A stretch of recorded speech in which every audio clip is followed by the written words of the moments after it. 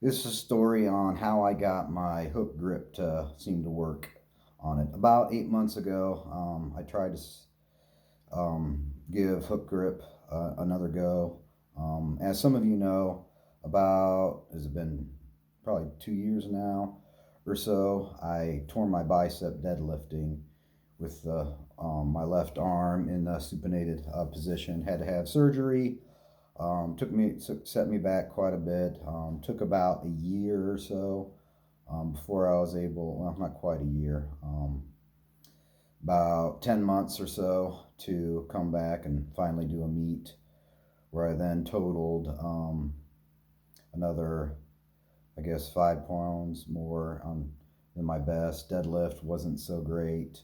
Then around December, didn't really cut weight, did a meet just for fun, and ended up hitting a new deadlift best of 678, 8 pounds more than my best that I did quite a while ago. Previously, my deadlift stalled even before I tore my bicep and had to rework it.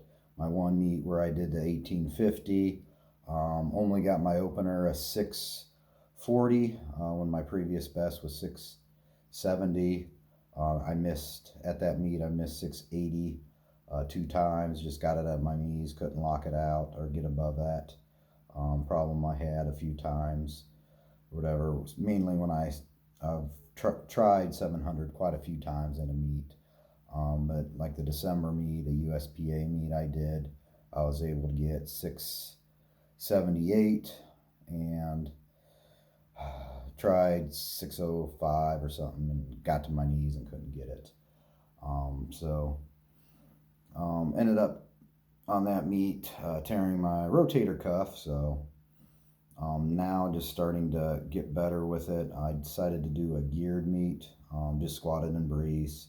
Tried a bench in a bench shirt and deadlifted in my breeze because my hips were kind of hurting and it kind of helped there. Managed to pull 670 again, but this time with hook grip. The grip felt pretty good. When I initially started out or whatever after my bicep tear, I took my right arm in a supinated position and I really started to feel it kind of put stress on my bicep.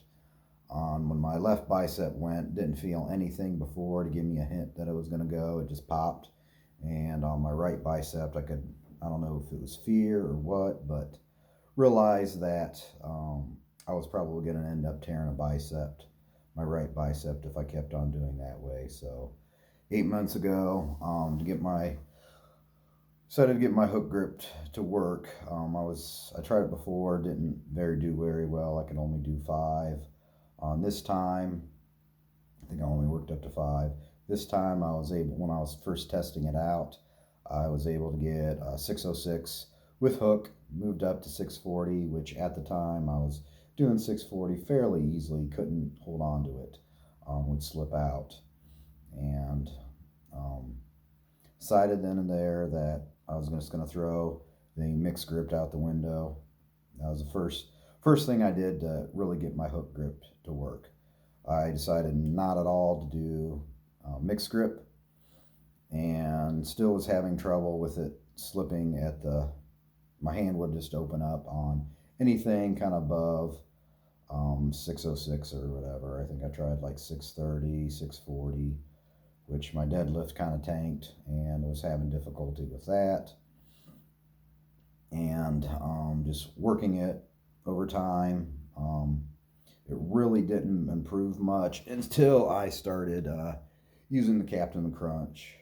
So this is a number 1, which I have. I have like a trainer, a 1 and a 2. A 2 right now is a bit more than I can do, but the 1 for me is a pretty good. I was listening to, I think, Pete Rubis's channel on how he's doing hook grip, and he started talking about how he's doing grip work, and the crushers really helped. So I started doing that, and my hook grip pretty much improved. So this is one of the main key components that help my hook grip. on it, holding it. I decided to try to do as many times in a week as I can. This is the number one, like I said, and what I do is grab it like so, and then squeeze and hold it, and do a 10 count here, switch back, left hand, position, squeeze it closed for a 10 count, and then I flip it on this side here, backwards or whatever, squeeze it, hold it for a 10 count, and then same thing here, and hold it to a 10 count. Now I bring these to work, try to do that at least 2 to 3 times a day. Usually not so much on deadlift day because I try to keep my forearms fresh, but doing that really helped. Also, I always tried to just focus on getting in the right position, my thumb. So even when I'm driving, I'll grab the steering wheel, crank down, and hook grip the steering wheel sometime just to try to practice getting into the right position. So getting into the right position and really doing the hook grip helped. Now, another thing that really helped me, a lot of people I should say that just these fingers are the main ones to really hold. But using these fingers here and also strengthening it, like on here or whatever, because I'll use a lot of force on these lower fingers, not so much on these top fingers. Doing it this way, when you flip it this way, you're using more on these fingers than with the ring and pinky finger. So really focusing when I hook grip, locking it in, and then really squeezing with these 2 fingers really helped my hook grip on it. So doing those really helped. Another thing, once I get heavier, well, usually I'll start out just double overhanding the weight on my deadlifts, and then using straps, and then practicing mostly singles, sometimes doubles. It's pretty much singles when I do hook grip on it. I do wrap my thumbs with this hook grip tape here. I got off Amazon, like 3 rolls for $13 or something like that. So I'll tape my thumb up just enough. That's usually allowed in competitions, and then it seems to help not want to rip my skin off, because there are some times I was trying to do like rack pulls, most weight I can, which I really can't rack pull with hook much more than I can pick off the floor. So it just got to a point where it just started to feel like my skin was just going to tear off. So taping my thumbs kind of helped that. Sometimes the tape starts to slide after a few reps, so I have to reapply. I try to use just 1 wrap per working set, and then I'll chalk up pretty good on it. On that one meet where I got the 670, it felt great or whatever. After I kind of started doing the crushers too, it stopped hurting as badly. I mean, the pain usually didn't bother me so much. I could bear through it, but my hand would end up opening up.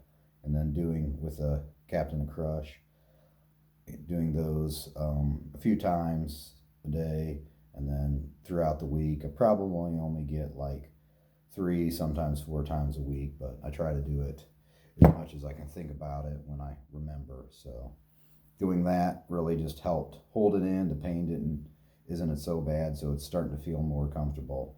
And on that last meet I did, where I did the 670, they just felt perfectly locked in, didn't feel any pain. Of course, at that last pull I did, barely felt anything. It was pretty close to the point of like blacking out or so. I came up, pulled it.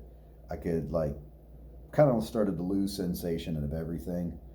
Like my sight, my feelings, but I could feel the bar down at my knees, and I was pulling and I felt it come up, and then I was able to feel my position of my body and able to lock it out, and then I hold it for a little bit, and then of course got the down command, put it down and everything. Didn't really get to see. I would like to see what it looked like and everything. I know it was a pretty difficult pull, but didn't have any video of it or anything. So to recap everything or whatever, best thing for my hook grip was the Captain Crushers, doing that. Haven't really done too much grip work, trying to double overhand more and everything, trying to get that up to strength, since I don't pull mixed, and I won't pull mixed grip anymore. So kind of burnt the bridge with that, decided just never to do it again. Either double overhand or use straps, and then when the weight gets heavier and wanted to try to grip it with my hands and not the strap, I will just tape up and hook grip it. So that was been successful on it. Like the training up to my meet, I only ended up pulling 660 with straps, and then miraculously was able to get 670. So I just kind of focused right before my lift, got my mind into it, did a lot of visualizations and everything, and had a real good ability. I was able to get my adrenaline going and everything, so I could really feel my adrenaline hit it and help me with my lift. And like after I still had that adrenaline rush, I just kind of had to walk off for a little bit and get my heart rate down and everything else, because I put in a lot into that lift. And finally it felt good that it was a true max at that day, I think, and everything. So it felt real good. I was real happy that I ended up getting it. So one thing for hook grip, whatever I was able to get, I felt good with it. So if anybody else is struggling on their hook, best thing to do is just use a Captain Crush or whatever, and just really just give up on your other type of grip or whatever, unless, like, don't pull mixed anymore and just go all in. So anyway, that's it. And another thing, people say like hook grip and grip in general is kind of related to your hand size. I would say my hands are probably about average. Like again, I'm like 5'8". I think I kind of got a small frame. My wrists aren't too thick or anything on it. Hands are somewhat, they're not super long, but they're not short and stubby and everything, not too thick.